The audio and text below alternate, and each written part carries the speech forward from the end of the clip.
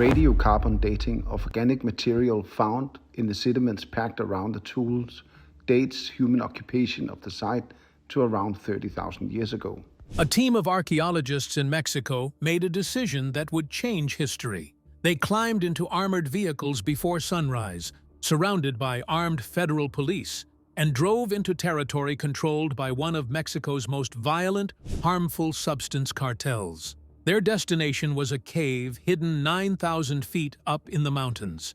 What they found inside would force scientists to tear up the textbooks and admit that everything we thought we knew about who discovered America was completely wrong. The Forbidden Cave.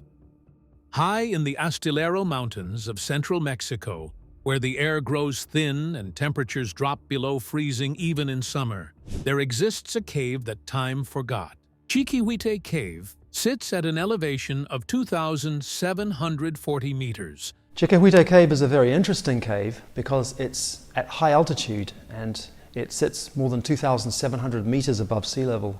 Approximately 9,000 feet above sea level, nearly 1 kilometer higher than the valley floor stretching out below. Located in the Concepcion del Oro Endorheic Basin of Zacatecas State, this remote site had been known to local villagers for generations, though few ever ventured inside its dark chambers. The difficulty of reaching it, combined with the harsh conditions at such an altitude, ensured that whatever secrets it held remained undisturbed for millennia. The cave itself is a marvel of geological time. Over millions of years, slightly acidic rainwater slowly dissolved the calcium carbonate bedrock, carving out two massive interconnected chambers through a patient process of chemical erosion. Each chamber stretches more than 50 meters wide and 15 meters high, creating a cathedral-like space in the mountain's heart. The walls shimmer with a grayish hue from mineral deposits, and the floors are covered in ancient stalagmites that grew upward over thousands of years like stone fingers reaching toward the ceiling. These carbonate formations would prove essential to understanding the cave's timeline, as Dr. Cyprian Ardelean would later note with emotion, "Under the speleothems, one steps on the Pleistocene." But what makes this cave truly extraordinary is what happened approximately 12,000 years ago. A massive rock slide sealed the original entrance, triggered perhaps by an earthquake, or simply by the slow erosion of the mountainside above. This natural disaster transformed Chiquihuite Cave into a near-perfect time capsule. The temperature inside remains constant at 12 degrees Celsius year-round, regardless of seasonal changes outside. Whatever lay buried beneath those stalagmite floors had been perfectly preserved, waiting in darkness for someone to find it. The collapse that sealed the cave would eventually become both a blessing and a challenge for researchers who would be forced to enter through a secondary entrance and perform high-risk excavation maneuvers to avoid triggering further landslides. The cave's position in the Concepcion del Oro Endorheic Basin, a closed drainage system where water collects without flowing to the ocean, made it part of a broader landscape that would have been dramatically different during the Ice Age. Lakes and hot springs dotted the valley below, providing water sources for the megafauna that roamed these ancient forests. The cave's elevation meant that, while the valleys might flood during wet periods, the inhabitants of Chiquihuite would remain safe and dry, observing the changing landscape from their mountain refuge. In May 2010, a Romanian-born archaeologist named Dr. Cyprian Ardelean heard rumors from local villagers about a cave high in the mountains. He had spent years studying Mexico's prehistoric past. We're part of an international team working at the site of Chiquihuite Cave in the state of Zacatecas at excavations led by Dr. Cyprian Ardelean At the Autonomous University of Zacatecas, specializing in the poorly understood early human presence in this region. Something about the villagers' descriptions captured his imagination. When he finally reached it after an exhausting 4-hour climb on foot through rugged terrain, he noticed something strange that made his heart race. Scattered among the rocks near the cave entrance were stones that did not belong there. They were greenish and blackish in color, made from a distinctive crystallized limestone quite different from the local bedrock. More importantly, they looked like they had been shaped by human hands. 2 years later, in 2012, Ardelean returned with a small team to begin formal investigations. Initially, they were not looking for artifacts at all. They came to extract ancient pollen samples that might reveal what the climate was like during the Ice Age. But as they began digging test pits into the cave floor, they realized they had stumbled onto something far more significant. The first finds were unusual stones of strange manufacture, transversal slabs, wider than they were long, unlike any tools typically found at early American sites. The craftsmanship was sophisticated, but utterly unfamiliar. The work was financed in part by Mexico's National Council for Science and Technology and endorsed by Mexico's National Institute of Anthropology and History. The project, officially named the Archaeological Project of the Hunters of the Northern Altiplano Pleistocene, had already identified more than 30 hunter-gatherer sites within the Endorheic Basin, all registered with INAH. But Chiquihuite Cave would prove to be by far the most significant and controversial discovery of them all. At first, they found just a few scattered stones, then dozens, then hundreds. The stones kept coming, layer after layer, buried deeper and deeper in the sediment.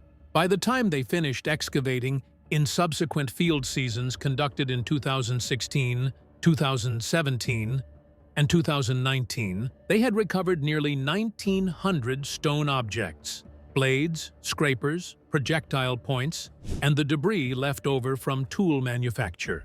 The collection represented a type of material culture never before seen in the Americas, with no evident similarities to any other known cultural complexes anywhere in the world. When the team sent samples for radiocarbon dating of organic material found in the sediments packed around the tools, the results came back with numbers that seemed impossible. The team collected 46 radiocarbon samples from animal bones, charcoal, and organic sediment found alongside the tools. They also obtained 6 additional dates using optically stimulated luminescence, which measures when sediment was last exposed to sunlight by detecting accumulated radiation signatures in quartz grains. Both dating methods, operating on entirely different physical principles, produced matching results. The oldest tools were locked beneath a protective layer of mud at the very bottom of the excavation. Bayesian statistical modeling, a sophisticated approach that combines multiple lines of chronological evidence, estimated that humans first arrived at the cave between 31,000 and 33,000 years ago. More than 200 stone tool specimens were found below an archaeological layer corresponding to the last glacial maximum, which occurred between 26,500 and 19,000 years ago. According to every textbook, every scientific consensus, every accepted theory about human migration to the Americas, this could not be true. Humans were not supposed to have reached North America until roughly 15,000 years ago. These tools predated that timeline by an additional 15,000 years. If accurate, it would mean humans arrived in the Americas twice as early as anyone believed possible, and before the genetic divergence between ancestral Native Americans and East Asians. But getting the evidence to prove this theory would require something no archaeologist had ever attempted before. It would require years of excavation in one of the most dangerous places on Earth. Into cartel territory. The Astillero Mountains lie in the heart of Zacatecas state, a region that had transformed into a war zone. During the exact years that Ardelean needed to conduct his excavations, Zacatecas became one of Mexico's most violent battlegrounds. Cartels fought brutal wars for control of trafficking routes to the United States. The numbers tell a horrifying story. Homicides in Zacatecas tripled between 2012 and 2022. In just the first 10 months of 2021, 948 people were killed. Bodies hung from bridges throughout the state. In one incident, a car containing 10 tortured bodies was abandoned directly in front of the state governor's office. Villages became ghost towns as residents fled the violence. Cartel members spray-painted their acronyms on bullet-pocked walls of abandoned homes. This was the landscape Dr. Ardelean had to navigate to reach his cave, a war zone where strangers were automatically viewed as potential enemies, where death could come from a chance encounter on a mountain road, where the pursuit of ancient knowledge required risking everything. Dr. Mikkel Winther Petersen, a geneticist from the University of Copenhagen who joined the expedition to analyze ancient DNA samples, later described the harrowing experience of reaching the site. He explained that they were accompanied by police officers in armored cars to the foot of the mountain, their vehicles bristling with weapons. They left before sunrise to begin the grueling 4-hour climb up to the cave so that they would not be spotted by cartel lookouts positioned throughout the mountains, who view strangers in their territory as threats to be interrogated or eliminated. Every expedition was a calculated gamble with their lives. For 10 years, Ardelean kept returning despite the danger. Sometimes he spent months living inside the cave itself, sleeping on the cold limestone floor while methodically excavating layer after layer of ancient sediment, his world reduced to stone tools and stratigraphy, while violence raged in the valleys below. He later described the discovery as very close to finding the holy grail of American archaeology, the kind of find that comes once in a generation, if ever. The danger was real and ever-present. Several of his colleagues urged him to abandon the project, warning that no archaeological discovery was worth dying for. But the artifacts kept emerging from the earth, and each one demanded answers that could only be found by continuing the work. He was not the first archaeologist to face such dangers in pursuit of knowledge about the human past. In 2015, 82-year-old Syrian archaeologist Khalid al-Assad and his work and anthropology at Shawnee State University in Ohio was column, a monument he had studied and loved for decades. In 1997, a team of archaeologists working near the Maya site of El Cayo in Mexico was attacked by suspicious villagers, beaten with rifle butts, and nearly killed. They escaped only by fleeing across the river to Guatemala. Ardelean knew these risks. He accepted them anyway, driven by the conviction that understanding our past is worth the dangers of the present. Ardelean knew the risks. He accepted them anyway, and year after year, the cave surrendered more of its secrets. The impossible artifacts. When the full collection was finally assembled, it contained 1,930 fractured limestone pieces that the team identified as stone tools. They were not crude rocks randomly chipped by natural forces.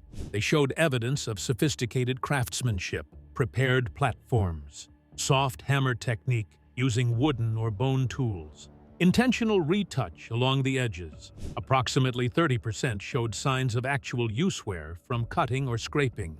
The tools divided into 2 distinct chronological layers that told different parts of an extraordinary story. The younger layer, dating from roughly 12,000 to 16,000 years ago, contained about 88% of the collection.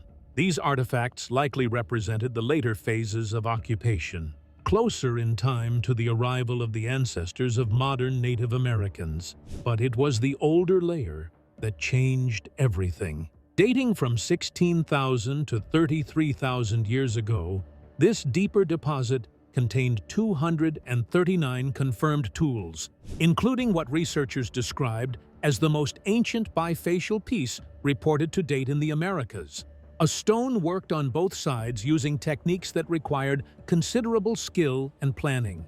The team collected 46 radiocarbon samples from animal bones, charcoal, and sediment found alongside the tools. They also obtained 6 additional dates using a technique called optically stimulated luminescence, which measures when sediment was last exposed to sunlight by detecting accumulated radiation signatures in quartz grains. Both dating methods, operating on entirely different physical principles, produced matching results. Bayesian statistical modeling combined all the evidence and estimated that humans first arrived at the cave between 31,000 and 33,000 years ago.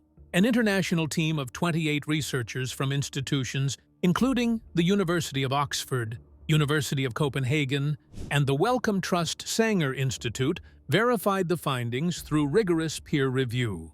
Their paper was published in the prestigious journal Nature in July 2020, immediately sparking intense debate across the archaeological community. But here is what made the discovery truly strange. These tools did not resemble anything archaeologists had seen before anywhere in the world. They did not match the famous Clovis points, those elegant, fluted spearheads that dominated North America 13,000 years ago. They did not match tool-making styles from South America, Central America, or even northeastern Asia, where the ancestors of Native Americans are believed to have originated. The research team noted that the collection reveals advanced flaking skills applied to a challenging raw material in a previously unknown lithic industry that underwent only minor changes over millennia. Someone had developed an entirely unique way of making tools. They had refined this technology over thousands of years, passing it down through countless generations. And then that someone had disappeared completely, leaving no descendants and no trace of their distinctive craft anywhere else in the archaeological record. Not everyone was convinced by these extraordinary claims. A team of 20 researchers led by James C. Chatters, himself famous for studying the ancient Kennewick Man remains, published a detailed critique arguing that the objects were geofacts, which are rocks naturally fractured by geological processes like falling from the cave ceiling and striking other rocks below. They pointed out the troubling absence of hearths, the lack of butchered animal bones bearing cut marks, and most importantly, the complete absence of human DNA in any sediment samples. Ardelean fired back. The stone material was sourced from outside the cave, proving human transport. Over 90% of artifacts were made from greenish or blackish stone that is less common in the local geology, suggesting deliberate selection. The debate continues to this day. Survivors of the Ice Age. To understand what these ancient visitors faced, you have to understand what the world looked like 30,000 years ago. The last glacial maximum spanned approximately 26,500 to 19,000 years ago, one of the harshest climates humans have ever survived. Global temperatures were 6 degrees Celsius colder on average. 8% of Earth's surface was buried under ice versus 3% now. Sea levels dropped approximately 125 meters, exposing vast land bridges. The Laurentide ice sheet covered all of Canada, east of the Rocky Mountains, extending to Manhattan and the Missouri and Ohio rivers, containing an estimated 26.5 to 37 million cubic kilometers of frozen water. The climate was colder and dramatically drier than anything we experience today. Deserts expanded across much of the globe as moisture was locked up in massive ice sheets. The Amazon rainforest contracted significantly, losing more than half its coverage. Winter temperatures in many regions dropped 10 to 20 degrees Celsius below modern conditions. Precipitation fell to just 20% of present-day values, creating landscapes of stark, wind-swept aridity. But Mexico was not covered in ice. Instead, it was transformed into something entirely different from the landscape we know today. DNA analysis of ancient pollen, extracted from cave sediments, revealed that 30,000 years ago, the landscape around Chiquihuita Cave looked nothing like today's barren desert mountains. Douglas fir trees grew there, a species that no longer exists anywhere in Mexico, having retreated northward as temperatures warmed at the end of the Ice Age. The forests contained juniper, pine, and spruce, creating a cool, misty woodland environment. The paleo-environmental data showed settings that resembled today's Western Canada or the Pacific Northwest of the United States, and the land was filled with giants. Columbian mammoths roamed the forests and grasslands, standing over 4 meters tall at the shoulder and weighing up to 12.5 tons, their magnificent tusks curving skyward. Giant ground sloths reached 10 feet tall, lumbering through the undergrowth. Ancient horses, different from but related to modern horses, grazed alongside camels that had evolved in North America millions of years earlier. Saber-toothed cats and dire wolves hunted these herbivores across an extraordinary ecosystem now vanished forever, except in fossil bones. For humans adapted to this environment, Chiquihuite Cave was invaluable. The entrance faced away from prevailing winds that brought storms from the west. Interior temperature remained constant at 12 degrees Celsius even during blizzards that raged outside. Professor Willerslev described it as possibly the America's oldest ever hotel. People came seasonally, using it as winter shelter or hunting base camp during animal migrations. Charcoal deposits dating from 12 to 32,000 years ago tell of countless fires lit against Ice Age cold.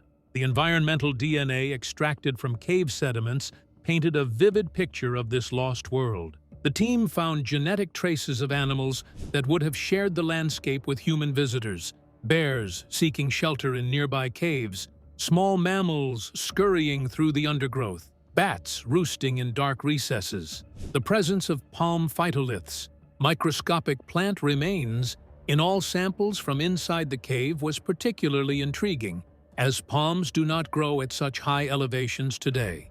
These must have been brought in by human visitors, perhaps as weaving materials or remnants of food collected at lower elevations, providing subtle but compelling evidence of human activity in this ancient refuge. The charcoal deposits throughout the cave, dating from 12,000 to 32,000 years ago, tell a story of countless fires lit by human hands seeking warmth during the brutal Ice Age winters. The people who vanished. Here is the haunting mystery at the center of this discovery. The people who made these tools left absolutely no genetic trace behind. None. Zero. They contributed nothing to the DNA of modern Native Americans. They simply vanished. Dr. Ardeline's team extracted ancient DNA from the sediment layers inside the cave. They found genetic material from black bears, from rodents and bats, from voles and kangaroo rats. But human DNA was completely absent. No bones, no teeth, no mummified remains, nothing that could tell us who these people were or where they came from. Ardelian admitted the truth plainly. He said they do not know who they were, where they came from, or where they went. They are a complete enigma, he stated. We falsely assume that indigenous populations today are direct descendants from the earliest Americans, but now we do not think that is the case. Several theories attempt to explain this puzzling disappearance. The most likely is that these early arrivals represented a failed colonization, a population that arrived, survived for many generations, but ultimately died out without leaving descendants. Small populations, perhaps just a few dozen individuals at any given time, crossed into the Americas during a brief window of opportunity. They survived for thousands of years in isolated pockets, learning the landscape and its resources. But their numbers were never large enough to establish a permanent foothold on the continent. Population geneticists call this the 50-50-100 rule. A population needs at least 50 breeding individuals to avoid extinction from inbreeding depression in the short term, the accumulation of harmful genetic mutations that occurs when close relatives reproduce. It needs at least 500 individuals to maintain genetic health over many generations, providing enough diversity to adapt to changing conditions and resist disease. Fall below these thresholds and you enter what scientists call the extinction vortex, a self-reinforcing spiral of decline. Each generation becomes more vulnerable. Genetic diversity decreases, fertility drops, and eventually, the population simply winks out of existence. One particularly harsh winter when game was scarce, one failed hunt at a critical moment, one outbreak of disease. Any of these could have ended the Chiquihuite people forever, or perhaps they survived long enough to encounter the next wave of migrants. Around 16,000 years ago, the ancestors of modern Native Americans began arriving via coastal routes along the Pacific. These newcomers had larger populations and potentially more advanced technology. The Chiquihuite people may have been gradually displaced, their culture forgotten, their bloodline absorbed or eliminated entirely. The silence of the archaeological record on this question is absolute. Sacred ground. One question haunted the research team throughout their investigation. Why this cave? At 9,000 feet above sea level, requiring treacherous climbs through what Ardelean described as horrible storms with hail and snow, this was no casual shelter of convenience. Dozens of easier locations existed in the valleys below, places where water was more accessible and game more plentiful. Yet people kept returning to Chiquihuite Cave generation after generation for possibly 16,000 years, longer than all of recorded human history. The cave's strategic position certainly offered practical advantages. From its entrance, you can see for miles across the valley below, providing an unobstructed view of the surrounding landscape. Approaching predators, dangerous animals, or rival bands could be spotted long before they arrived, giving inhabitants time to prepare defenses or flee. The natural insulation provided life-saving warmth during Ice Age winters, when temperatures outside plummeted far below freezing, and survival in the open would have been difficult or impossible. But there may have been something more than practical utility drawing people to this remote mountain chamber. Throughout the Americas, caves have held profound spiritual significance for indigenous peoples across millennia. The Maya believed caves were entrances to Xibalba, the underworld realm of the dead where spirits dwelt and supernatural forces could be accessed. They built elaborate stone gateways inside cave systems to replicate the mythological journey through 9 chambers of the underworld, conducting rituals of tremendous importance in these dark spaces. The Aztecs believed humanity itself emerged from Chicomostoc, the place of 7 caves, a mythological origin point from which the various Nahua peoples began their migrations. The Nahuatl word for community, Altepetl, literally means water-filled mountain, combining cave and water imagery into a single sacred concept. Perhaps the Chiquihuite people, tens of thousands of years before these later civilizations, saw something sacred in this high, remote chamber. Perhaps shamans climbed here to commune with spirits in the profound darkness, seeking visions and guidance for their people. Perhaps important rituals marking life transitions, birth, coming of age, death, took place within these ancient walls. The selective preference for greenish and blackish stones, rare in local geology, suggests these colors may have held spiritual or aesthetic significance that we can never fully understand. Archaeological evidence from across the Americas shows that ancient peoples deliberately chose difficult locations for sacred sites. The effort required to reach them was part of their power, a pilgrimage that demonstrated devotion and created separation from ordinary life.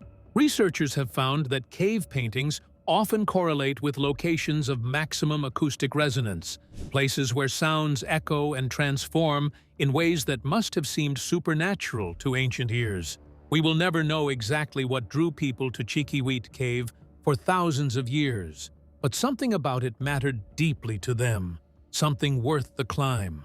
We will never know exactly what drew people to this specific cave for thousands of years, but something about it mattered deeply to them, something worth the climb. Rewriting history. For most of the 20th century, archaeologists agreed on a simple, elegant story about the peopling of the Americas. Humans crossed from Siberia to Alaska via the Bering Land Bridge approximately 13,000 years ago, walking between retreating ice sheets through a corridor that opened as glaciers melted. These migrants created the distinctive Clovis spear points, beautifully crafted, fluted stone weapons found across North America. They were the first Americans. Case closed. This theory is now dead. The first cracks appeared in the 1970s when archaeologist Tom Dillehay began excavating Monteverde in southern Chile. What he found astonished the scientific world: a 60-foot-long tent structure that housed approximately 30 people, preserved plant remains including a 13,000-year-old wild potato, and a child's footprint pressed into clay. An intimate glimpse of ancient life frozen in time. The site dated to 14,500 years ago, at least 1,000 years before Clovis. The scientific establishment initially resisted fiercely, with some critics sending anonymous letters demanding Dillehay be fired. But in 1997, a delegation of 12 respected specialists visited the site and validated his findings.